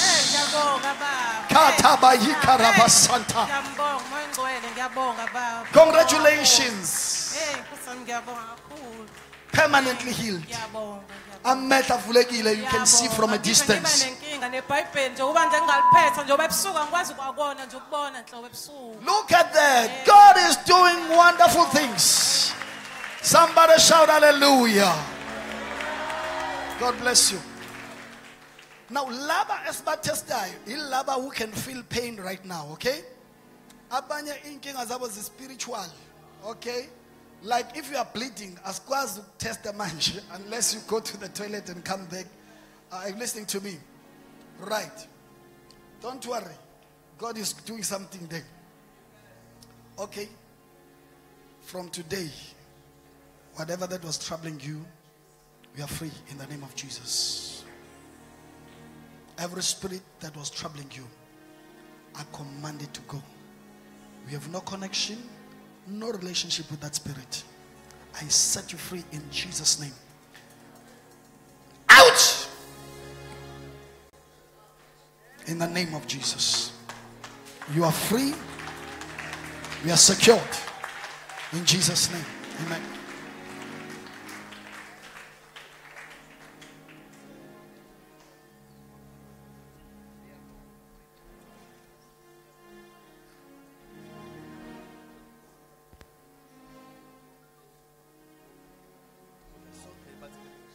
Okay, so you don't feel the pain now, but the problem, okay,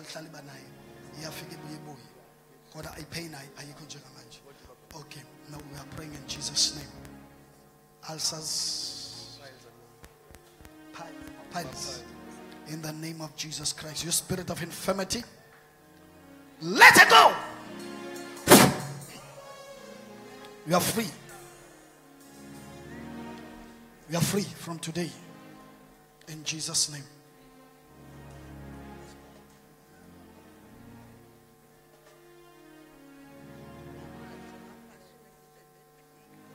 Okay. Namhlanje ngegama lika Jesu. Lamanzi ekuthiwa semaphashini. In the name of Jesus. Siyawancibilikisa. Siyawancibilikisa. Siyawancibilikisa. Siyawancibilikisa. Lamanzi asemaphashini akuhluphayo. Siyawancibilikisa in the name of Jesus. Spirit of infirmity, out of her. In Jesus' name. Amen. Yes, ma'am.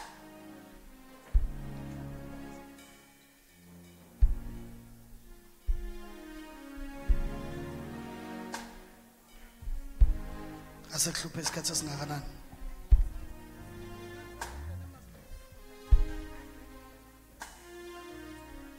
Okay. Baba, in the name of Jesus Christ, yonke imimoya emibi becindezele lo mama, yonke imimoya amaphupha amabi kusukela namhlanje uzolala kahle, kusukela namhlanje siyamkhulula kulowo moya wengcindezi yobumnyama. Out! Let her go. In the name of the Lord Jesus Christ, we set her free. In Jesus' name. Amen.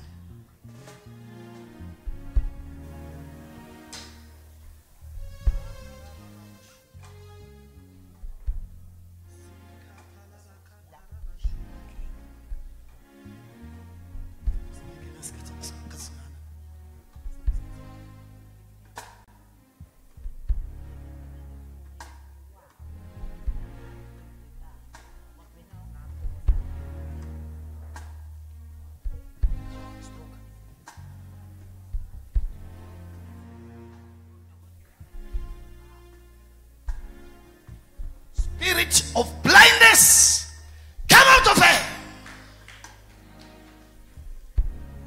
You spirit of blindness, come out. Out.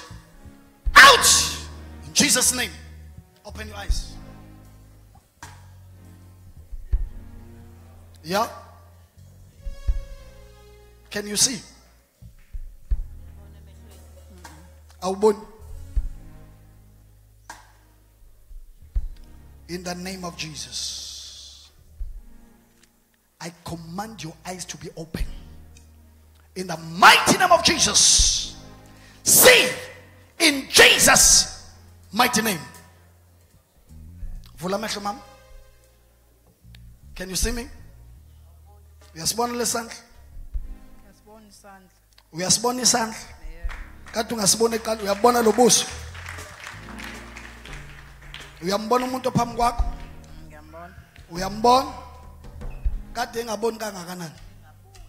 Kade engaboni inhlobo? ngaboni nje Hayibo isimanga lesi. ayi kangazi ukuthi sokwenze njani Can you see me? Uyakwazi ungibona? Awungilandele. Ngilandele. Ngilandele. Ngilandele. Awuthinta ikhala lami. Thinta ikhala lami. Ikhala. Thinta ikhala lami.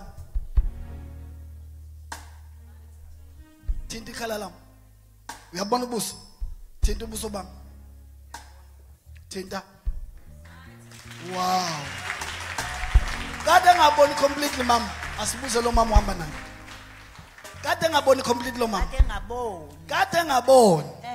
amehlo ngaboni ngaze ngathi inkosi yami ngizoyithatha phi imali inyanga ngoba ziyabiza nje Nkosi uJesu. uNkulunkulu wavela ke namhlanje Wavela uNkulunkulu namhlanje. Thixo waseNazaretha ayisengathi angaphili ingane yami okuzala umina lo Usala we. intombazane yami Washawa istroke. yeah Ngoba healing yake ngiyabona iprocess kunezinye izinto uNkulunkulu asazomkhulula kuzona. Kwangqondo I can see. I can see. Jesus. I can see. Nengqondo somehow it's stolen and it's going to come back full. It's going to come back full. It's going to come back full. Look umagogo yakhale yajabule. Somebody shout hallelujah. Father, what we have begun in the life of Lomama Beshawe stroking a bone. No kuzo bekunenkinga namadlebe. Ebengezwe emadlebeni. Nenkinga yamadlebe ebengezwe. nenyawo Jesus. nenyawo ziyavuvukala My God. awu Nkosi yami Mama kusukela namhlanje. Now ngesikhathi simbuza ubonini ukuthi urespondile kusho namadlebe avulekile. Namehla avuleke. amen Sawumoya we stiffness. Ngishehamba but God is doing something nengqondo yabuyela ngokuphelele. ngathi engazi umuntu okade ephila Kade right. kade sebenza lo muntu angimazi wenze njani Mighty Jesus. Nkosi yami ngiphilise uNkulunkulu Awusamphilisile uNkulunkulu. Sebonile manje useyezwa manje. awe ngiyawonga ngiyacela nangamboni kahle emehlweni angiboni kahle Awuboni kahle. Angiboni kahle Hayi emehlweni. ngeke phela manje uthi ungaboni kahle manje sila ngiyathandaza manje ngegama lika Jesu baba menze ugogo abone kahle in Jesus name. Ugogo akabone kahle in Jesus name. Spirit of blindness out in Jesus name. Bona from a distance. Buka lapha gogo. Basopa cibani ufuna abone wena. Yima lapha cibani. Uqoka isikipha esinjani gogo? Leyansizwe phambi sisandla. Ugqoka isikipha esi-navy blue. Navy blue. Kade ukwazi ukubona from that distance. Hayi angiboni kahle. Kade ungaboni from that distance. Hayi uNkulunkulu uyabaphulukisa manje uyabona kahle. God bless you ma. God bless you. So right. You will come back to your senses in Jesus name. Okay. God bless you. Okay, anyone ozwa ipain njengamanje like name. You can feel the pain, okay? Okay, ikuphi? Ama-ulcer, ama-gallstone, nesweet. Okay, uyawezwa njengamanje. Yebo, ngiyawezwa. Okay. In the name of Jesus, pain, go in Jesus' mighty name. Amen. It's gone. Check it. Ofoza lapha. Ofoza lapha. Nangehleka, mbuze kwenzakalani. Ofoza lapha. Sewehlile. Wadlile. Kuyanyamalala kuyahamba manje ke kuyahleka uyajabula. It's amazing. It's amazing. Huh? Sekungcono. Akungcono. You are healed in Jesus name. The pain is gone. Kafazabo. Kafazabo. Konke izwayo? Hayi sekwehlile. Sekwehlile. Father, we are perfecting it now. We are perfecting it now. It's gone. We are free in Jesus name. Where's the pain? Inkinga eshapini lapha phansi kwebele. Okay, can you feel it? No mind. I can feel it now. Okay, touch it. Okay, angivumelekile ukuthinta ibele la sister. Okay, so I'm not gonna touch ibele lakho. All right. So bega wena isandla ebeleni. Father, in the name of the Lord Jesus Christ, I command that sharp pain to disappear. In the name of Jesus.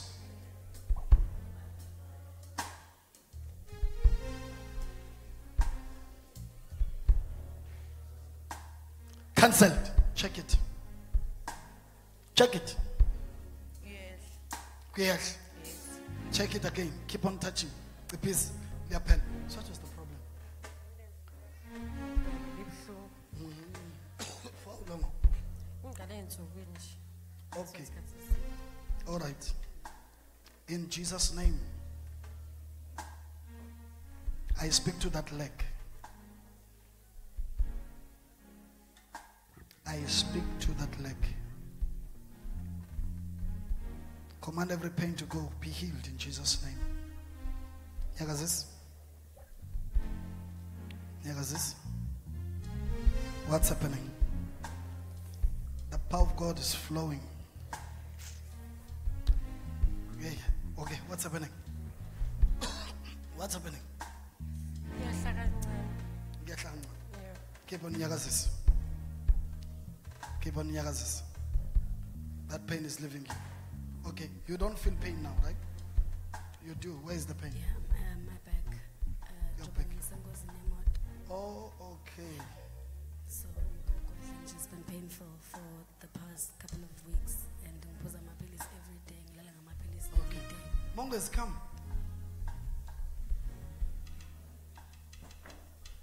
Mina ngizomthinta isandla umuntu wakho lo mfethu. Wena beka isandla back. Side ngala. Ushaya ngathi uyamraba. Okay.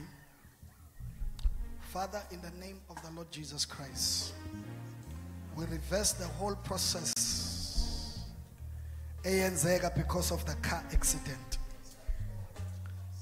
Yonke into am affected because of the car accident. Ngamandla segameni lika Jesu, we are fixing it right now in Jesus name. Simfaka kwi theater yasezulwini. We are fixing the bones in Jesus name. We are fixing the spinal cord in Jesus name. Everything that was not in order, we command it to be in order. We command pains to go. We speak to the bones. Be normal. Come. Come, ma'am. Come, ma'am.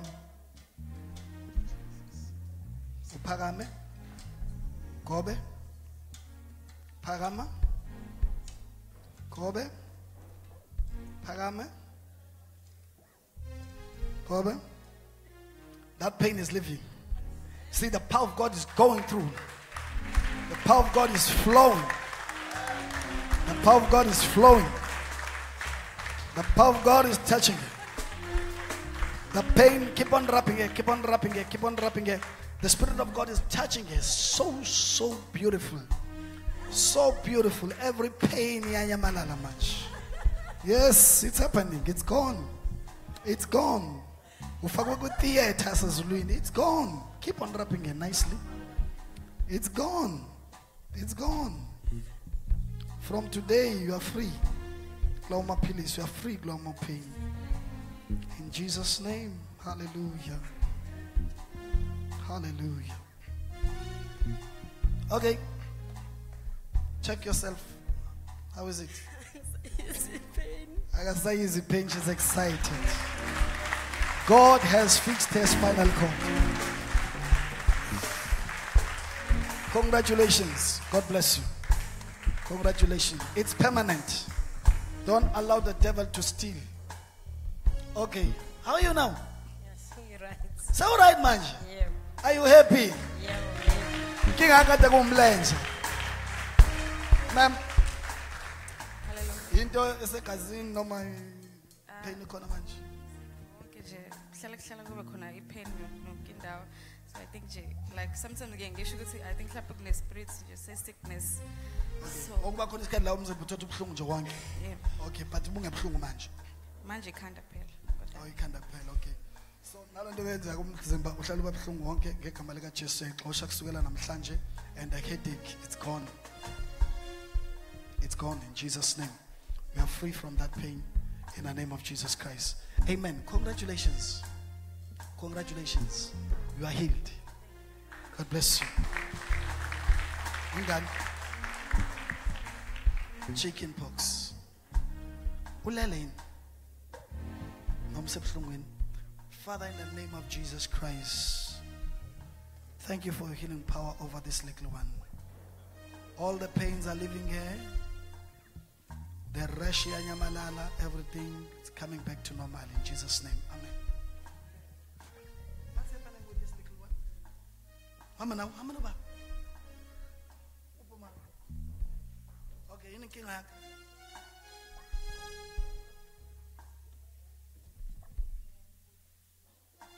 When? Oh yeah, for how long?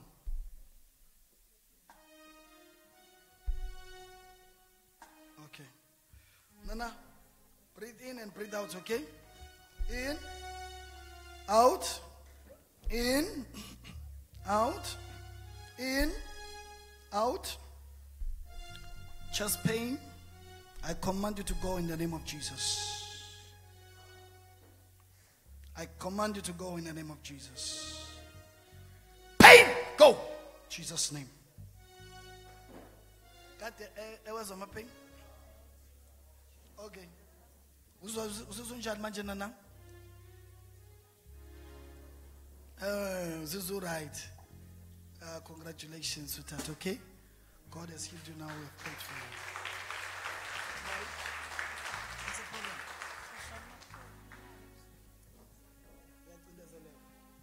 Sasa omunye wabantu abazobe befakaza. Okay? Baba, in the name of Jesus Christ, yonke imimoya emibi iyahamba. Out! Leave it. Loose it. Loose it. Loose it. Loose it. In Jesus' name. Yonke imimoya ebikuhlupha ebusuku ukuthi ungalala ucindezeleke ngegama lika Jesu yonke lo moya. We disconnect you from those evil spirits in Jesus' name. We set you free in Jesus' name. From today, Zolala. Amen.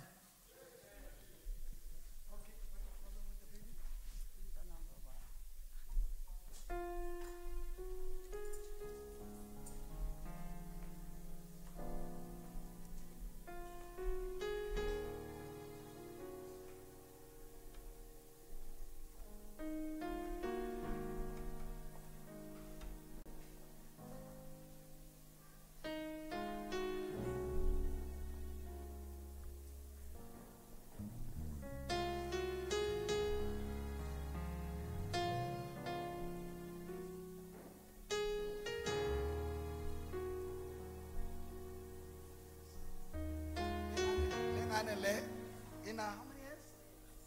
In 4 years lengane. Kuthiwa lengane ayikaze ikhuluma. Okay? So I'm telling her, we're going to pray. Tomorrow she'll be in the list yabantu abazobe befakazi. Okay? Izoqeqeka ingane. Kusasa ingane izobe ikhuluma ekseni. Okay? Uzozwa ngayo. Uzosibonela wena. Okay? To God be the glory. Shall Jesus.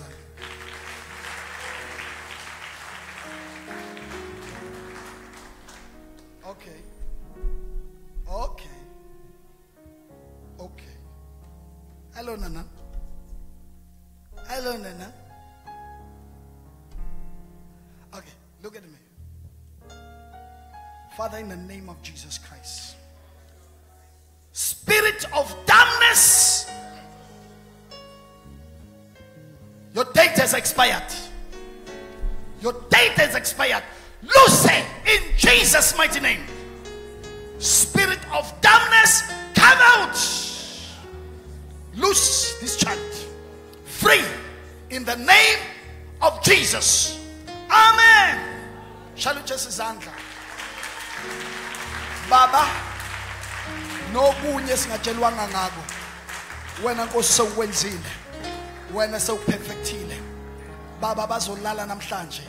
Kusasa siyabonga baba bavuka ne-testimony. Kuyenzeka ngegama lika Jesu. Father, we thank you, we bless you in Jesus' name. Amen. Amen. Amen. Amen. Amen. In Jesus' name. God bless you.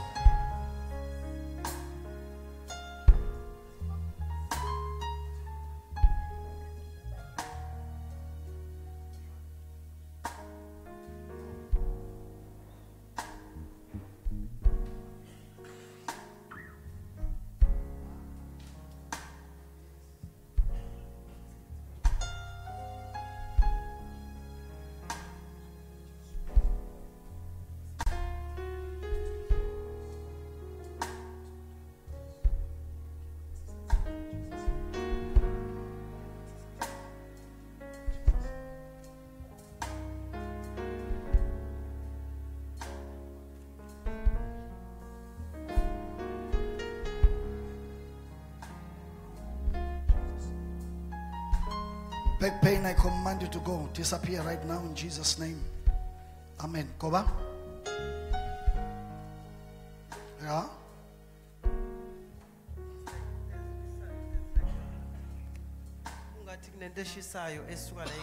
Going down my spinal cord right now. Okay. Yeah, it's like it's clearing everything a corner. That's the power of God touching you. Thank So you. it's like what? Fire. It's like a fire in the shisha, just boiling. Iqala nje bakubeka izandla. Yes, please. That's the power of God. The power of God. Amen. Healing you. Go back again. Thank you. So that pain, go back again. That pain is gone now. That pain is gone now. It's gone. It's gone. Shall we just Zandla? Ask him. It's gone. Totally gone, Baba. Go back again. Totally.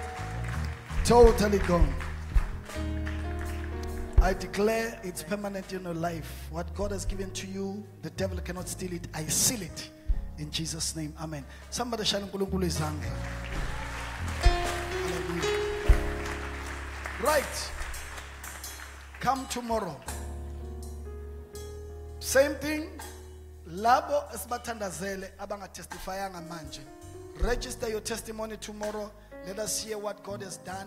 Ezuzolala uvuke ekseni. uNkulunkulu uzobe sewenzile umangaliso. There is more that God is going to do.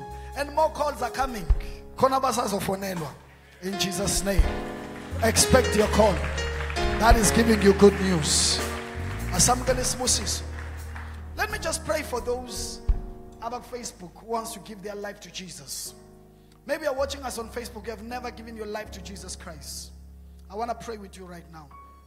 Ngicela usho nomthandaze emva kwami. Uthi baba wethu ongcwele, namhlanje ngiyabonga. Kuzizwi lakho ngiyazinikela kuwe. Kusukela namhlanje ngiyamamukela uJesu abe inkosi nomsindisi wempilo yami. I receive the forgiveness of my sins, and I receive eternal life in my spirit, in Jesus' name. Amen. Amen. If you are in need of a miracle, I command the power of God to flow through the airwaves to heal you from whatever sickness, whatever spirit of infirmity that has oppressed your life. I set you free in Jesus' name.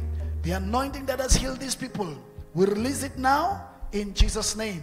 I declare you free and healed in Jesus' name. Do what you couldn't do before and inbox us. Share your testimony of what God has done for you. Musa onkosethu Jesu Kristu, thando likaNkulunkulu, budlelwano nomoya ngcwele mabe nathi biyinkosi manje naphakade. Amen. God bless you. Congratulations. God bless you.